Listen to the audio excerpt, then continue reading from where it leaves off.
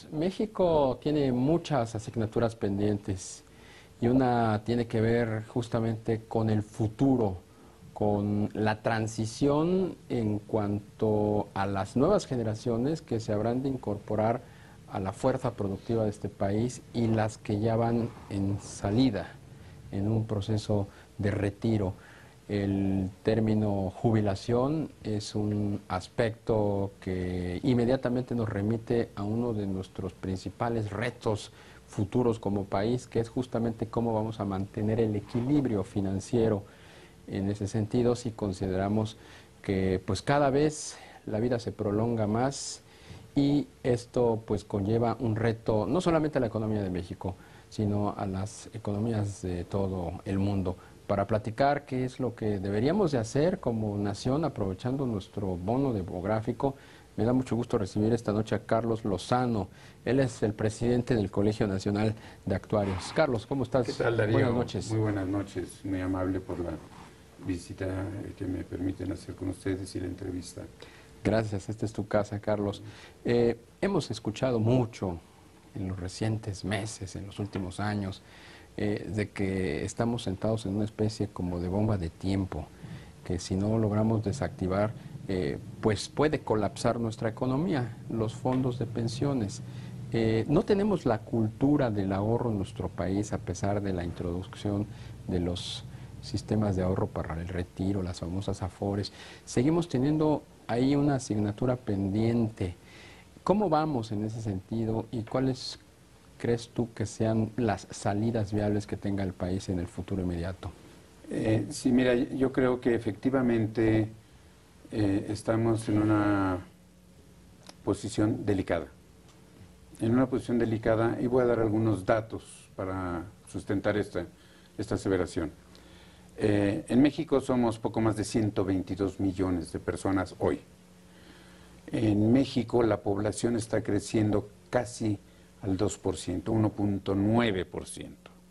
Vamos, es la meta que tenemos.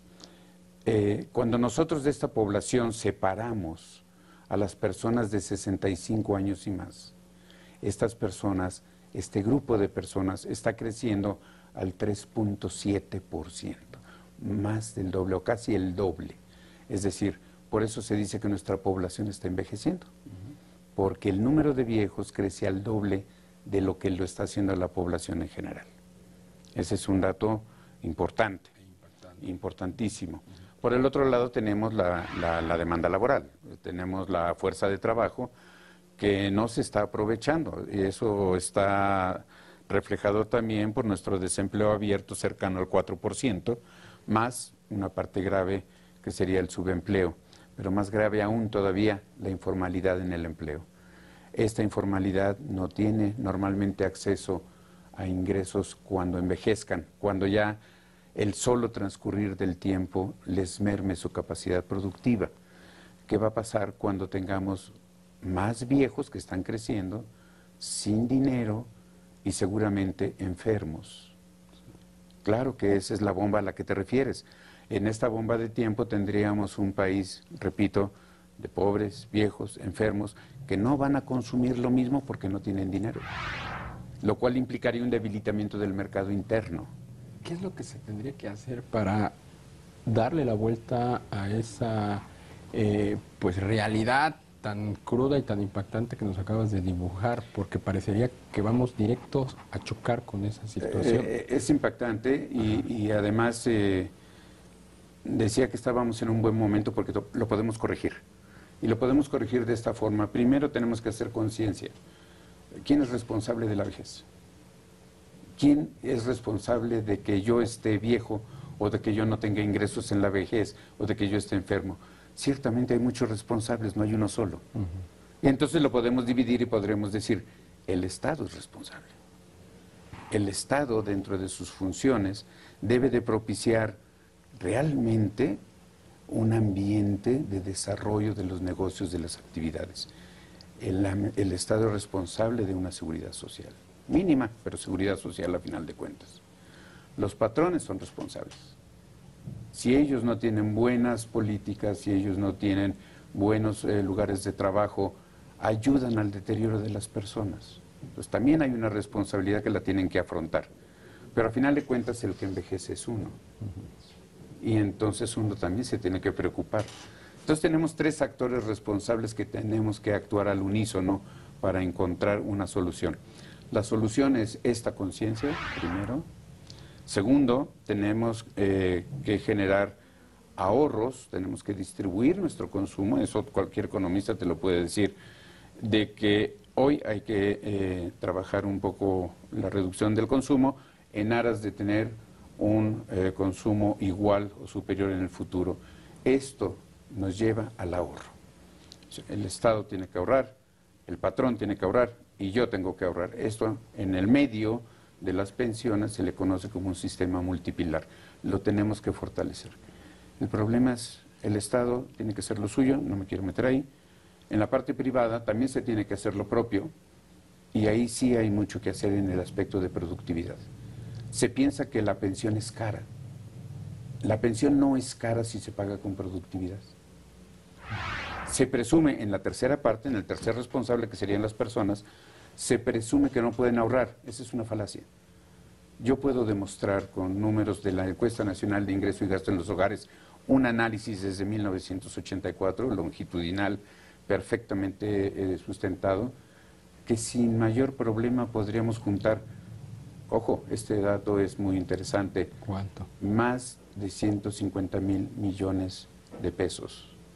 Eso es 1.7% del Producto Interno Bruto. ¿Cómo se podría ahorrar eso? ¿Cómo se podría obtener esa cantidad? Tenemos varios tipos de ahorro. El primer ahorro es lo que le llamamos el ahorro declarado, es decir, lo que la gente dice que ahorra, que es inexacto. El segundo ahorro es el ahorro directo, que es la simple diferencia entre el ingreso y el gasto. Tendremos que ver qué ingreso y tendremos que ver qué gasto. La gente Gasto tiende a gastar total, más. gasto ingreso. La gente tiende a gastar más de lo que gana. Depende del nivel, es correcta la apreciación. Si tenemos un nivel socioeconómico bajo, marcado por los primeros 3 o 4 deciles, podemos decir que la gente gasta más. ¿Cómo es posible, Darío, que la gente viva gastando más de lo que ingresa? Porque somos un pueblo muy solidario, somos un pueblo donde se ejerce mucho la transferencia. Si yo veo algún pariente, algún amigo en problemas, le ayudo, esa es una transferencia. Y ellos viven de esas transferencias. Nivelan sus presupuestos de gastos en esas medidas. Pasando esa etapa de los primeros 4 o 5 deciles, la gente ya puede ahorrar. Ya existe una diferencia positiva entre ingreso y gasto. Ese es el ahorro directo.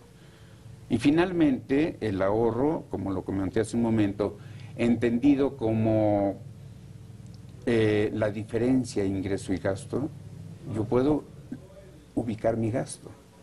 Yo puedo decir, oye, voy a reducir mi gasto en bebidas, especialmente las alcohólicas. Parece que el diagnóstico está bastante claro. ¿Qué es lo que se tendría que hacer para aterrizar una solución, materializarla en una política pública y corregir el rumbo? Evitar chocar con esa piedra o con ese iceberg al que hacíamos referencia hace un momento. Totalmente de acuerdo. Mira, no se vale criticar sin proponer.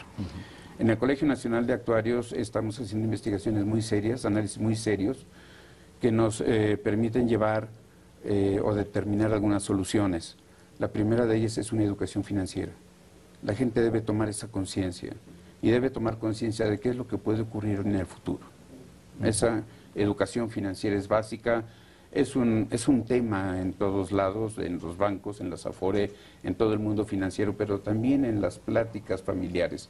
No hagas esto con la tarjeta de crédito, no hagas esto otro, no tomes esta oferta, si tomas esta, Bueno, ahí esa es parte de la educación y de la conciencia.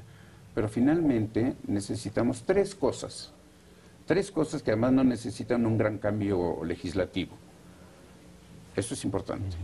La primera de ellas es esta educación, la segunda es la confianza.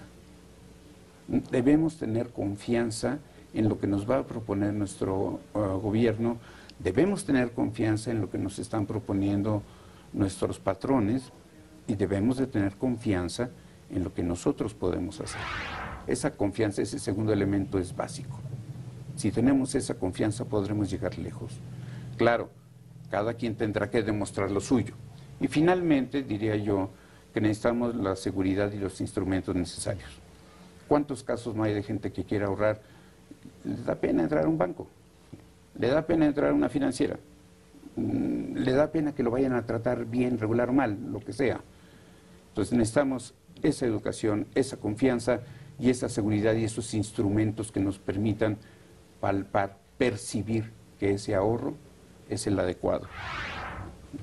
Pues Carlos Lozano, presidente del Colegio Nacional de Actuarios, creo que has dibujado un panorama bastante claro, con una ruta bastante definida y lo más importante, pues con soluciones para lograr mejorar y entender, ayudar a entender mejor esta problemática que, como bien decíamos al inicio del programa, se constituye pues en un gran desafío, en una de las grandes asignaturas que tiene pendiente no este gobierno, muchos gobiernos que no le han dado pues una solución definitiva a esta situación. Muchísimas gracias por habernos acompañado. Muchas gracias, Darío, muy amable. Te invitamos a seguir cuestionando la información con los siguientes videos.